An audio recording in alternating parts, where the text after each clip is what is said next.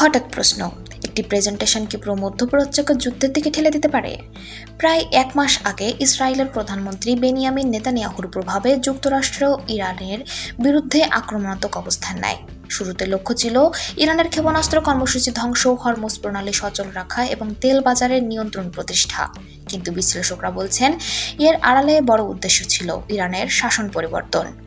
11 ফেব্রুয়ারি white হাউসের situation রুমে Netanyahu 1 ঘন্টার প্রেজেন্টেশনে দেখান কিভাবে ইরানের সরকার পতন সম্ভব এবং পরবর্তী নেতৃত্ব কে নেবে। পরিকল্পনায় ছিল কয়েক সপ্তাহেই সামরিক সাফল্য, এমনকি ভেতরে বিদ্রোহ উস্কে দেওয়ার কথা। ডোনাল্ড ট্রাম্প সেই প্রস্তাবে ইতিবাচক সাড়া দেন। এরপরই শুরু হয় নিষেধাজ্ঞা, ড্রোন হামলা এবং কৌশলগত চাপ, যা দ্রুতই রূপ নেয় আঞ্চলিক সংকটে।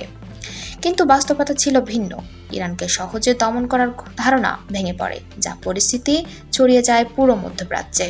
বিশ্লেষকদের মতে এটি কেবল একটি যুদ্ধ নয়, বরং ভুল হিসাবের বড় উদাহরণ।